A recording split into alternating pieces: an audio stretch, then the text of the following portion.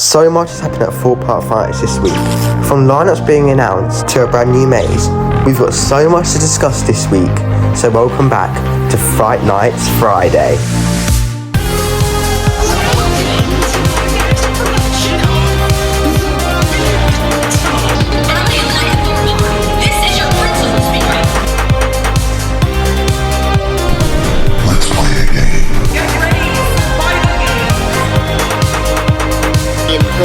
Is almost ready for business. Welcome to Trailers.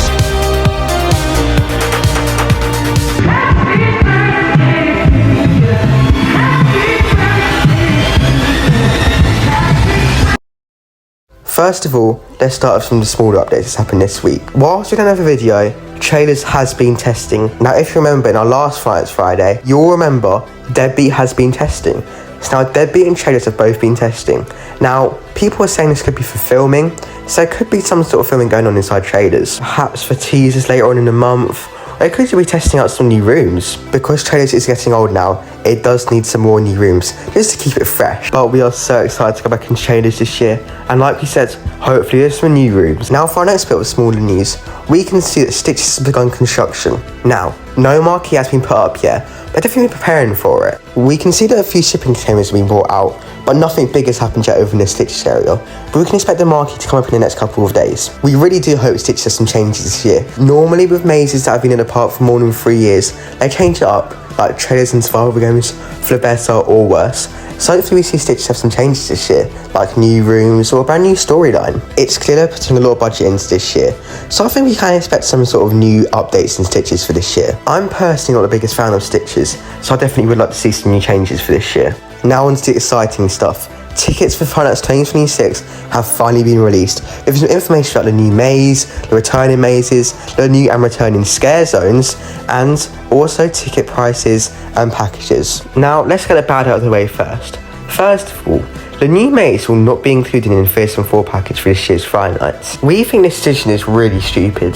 There should just be a package for all 5 mazes, because if you book a Fearsome 4 plus the new maze, it's £33, which is a lot of money for 5 mazes. Speaking of a lot of money, it seems there might not be a frequent fear pass for this year's Fright Nights. If you don't know, a frequent fear pass costs £113 and gives pass holders unlimited access to all 4 mazes, well now 5 at the event for this year. But when you go on the website, there's no sign of the frequent fear pass. Now they might release it along with the maze one-shots, but it's not looking likely as they've given no information about it so far. If it doesn't return, it'll be extremely disappointing, because as a frequent visitor myself, I'm not paying £33 every single time I go for all 5 mazes. But for all we know, it could come back, so I'm not going to complain too much about it. Now, let's go on to the good stuff, starting off with the returning mazes. This year, we got 4 different returning scare mazes at the park, being Deadbeat, Stitches, survival games and Trailers. Now there's been no information about whether these mazes will change or stay the same for this year, but here's our predictions. We think Deadbeat will stay the same this year, possibly with some new costumes, maybe some sort of new pre-show, but no massive changes. We think Stitches will change the most with the 4-year change thing that 4 Park have been doing for a while now, where basically the maze changes its story or some new scenes, and we do think Stitches will change, possibly with some new scenes. We think Trailers will get 2 new scenes, and we'll get more into survival games soon. This returning maze lineup is so exciting, because they've done 5 mazes at the park since 2019, so you know we're going big this year. Now, let's talk about survival games. This is survival games' 5th year at the park now, so that's for them to go big. Now obviously last year, they changed survival games up a bit. They made a new Cyrex storyline, maybe making the maze linear instead of free flow, and I'm not touching as separating as much. But this year, I believe they're going back to basics. If you look at the description of survival games on the 4 Park website, it reads about multiple routes and assassins. To add to this, Deadbeat, Stitches and Trailers all use new promotional images that were in the teaser from last year, but SG uses 2024 promotional images. This could mean nothing, we could just be delusional, but I think this gives us more than enough signs that SG could be returning back to its old form.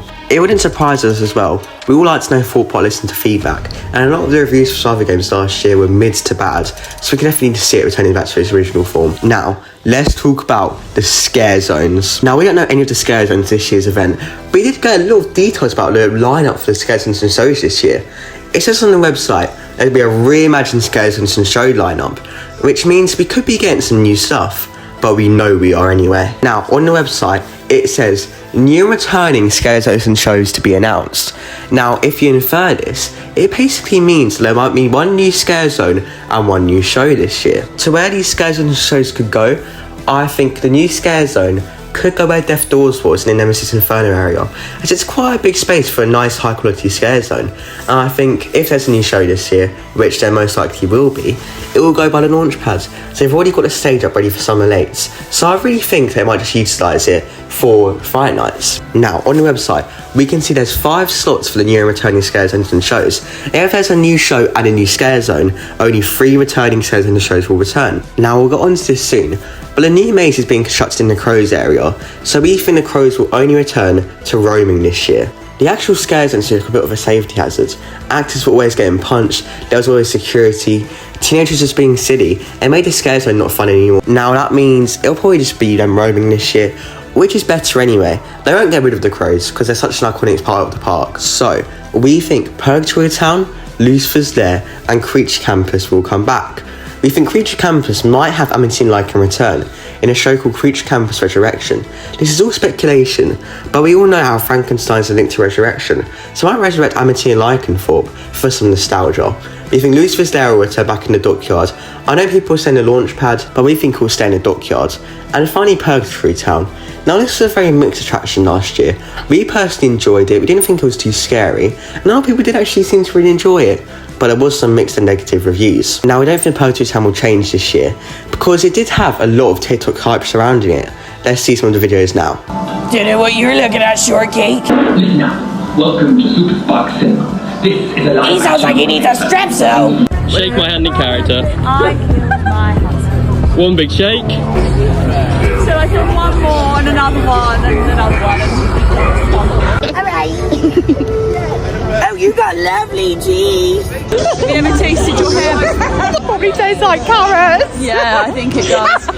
As we can see, Purgatory Town was a big success for the park, so I don't think it'll change up too much, probably a few character changes, but the big ones like Sadie Scornetto, who are a big highlight of Purgatory Town and got most of the TikTok views, will probably return. Yeah, we think some new characters and theming pieces, hopefully we around Purgatory Town, and hopefully we'll have a lot more theming than last year. Now on to the most exciting part. For park announcers, we have a brand new maze this year's Fright Nights. The description for this new maze reads, "You ask for a new maze? Be careful what you wish for. What lies beyond the door is made a mystery. For now." Now, there's not a lot of cues of what this maze could be. Now, there has been a heavy theme of like lightning and the colour blue in all of these marketing materials, especially on the website. So it could be something to do with that, like darkness, and we'll get on to that soon. Some people are thinking of Recession Maze.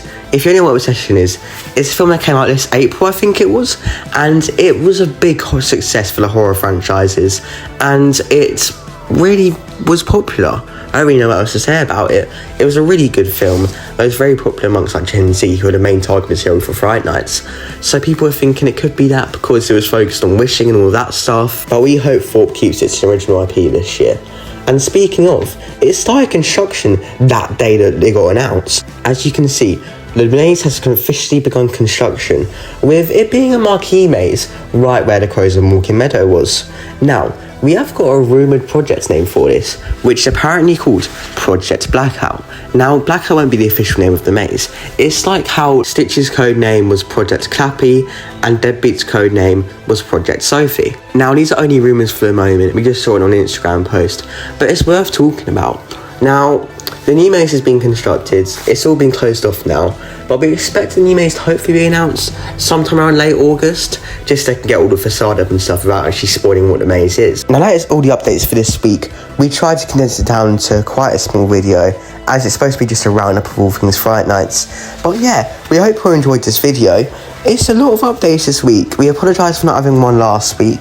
There wasn't a lot to talk about, but hopefully from now, I know I say it's every single video, there will be one every single week because construction is really starting to ramp up. Be sure to follow us on Instagram to see all of the latest updates for Fright Nights, and we try to post them as quick as possible so you can all see the updates firsthand.